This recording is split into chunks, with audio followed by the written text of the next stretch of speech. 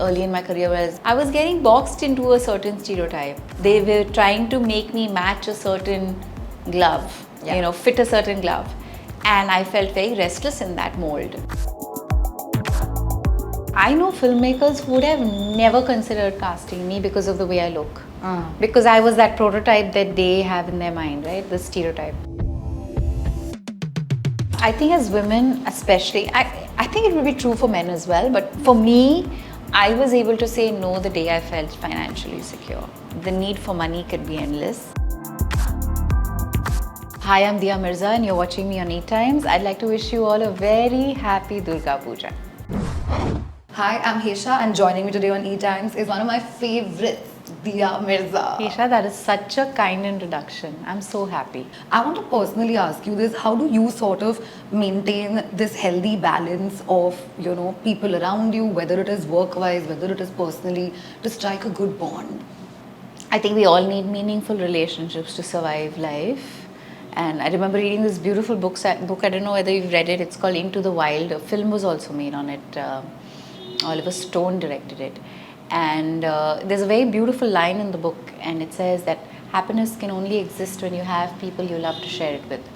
And while you may feel happiness or joy independently, it's not a feeling that can really transcend unless you have those you care for around you. So I think it's so important to find those centering, grounding, meaningful relationships. And I've been very fortunate. I found them in a workspace over the years, because I always say now, I've grown up in the film industry. I started working here at the age of 18, 19, and over the years I've not only discovered friendships and meaningful partnerships, but I've also kind of made family here.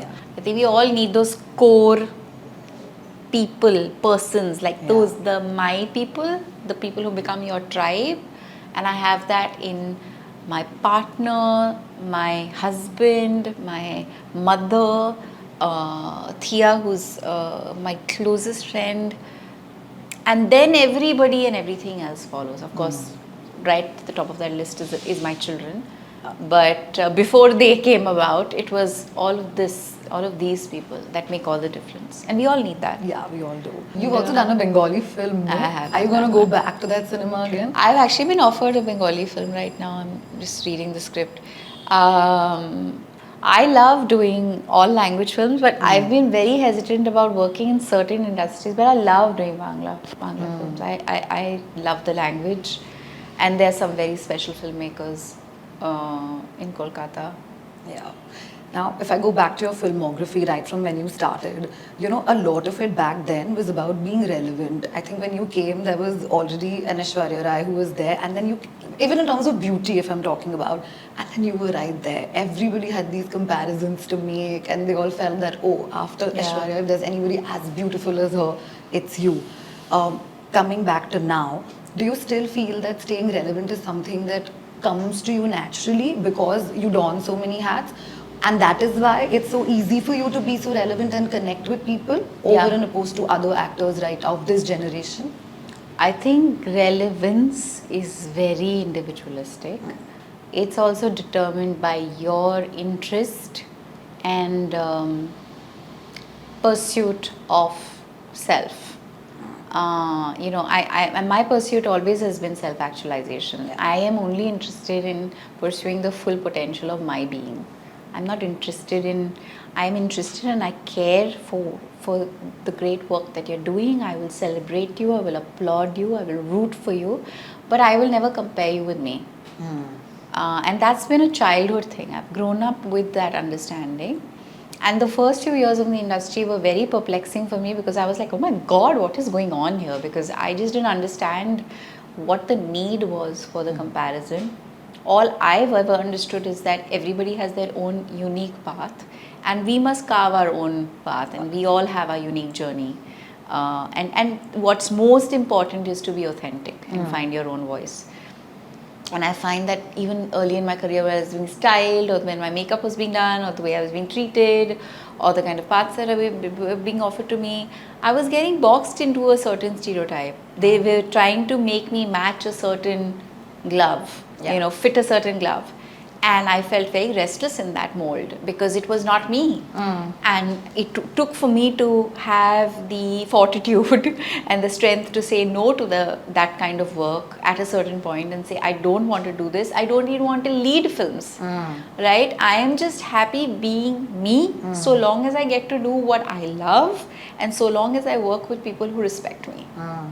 And then you did a whole bunch of things. Like for me, Sanju, when I saw you in Sanju, I was like, oh my god, she's nailed it. Because it's difficult. I mean, it's not so easy. If it's just another role that you're playing, it's fine. But when there is a character that you have to a real person. Yeah, then it's very difficult to crack that. And even as I said, even when I saw you in Made in Heaven, and then we saw the Dhak Dhak trailer, and then that's when I felt, I was like, wow, she's just doing different roles right after the other, not getting boxed. Correct me if I'm wrong. Do you think now you're getting better roles or people are looking at you differently? Oh, 100%. I feel like I'm in the best stage of my life. I feel like in the last it started 5 years ago, and with every passing year, there is, I know filmmakers who would have never considered casting me because of the way I look. Because I was that prototype that they have in their mind, right? The stereotype.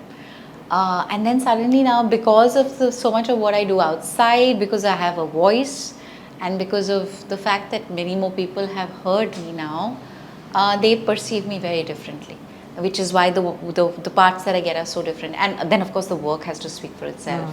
I guess when people saw Kafir, or people saw Thappad, or people saw Sanju, or people saw Bheed, or Made in Heaven, Call My Agent, I feel like all of these jobs have kind of given people that understanding like, oh, अच्छा, हम गलत थे. वो सब मुझे नहीं पता, but एक अच्छा moment हुआ है कि they now think that, oh, this is somebody who we can go to for a part that she can bring something special to. And that means a lot because I worked really hard to come here and to be able to give that. And I keep saying that the time that I've had outside of film, waiting for those jobs where I just chose to live and be a part of meaningful things and make a difference, all of that has contributed so much to who I am today that as an artist I feel more enriched and I have so much more to give because of those life experiences.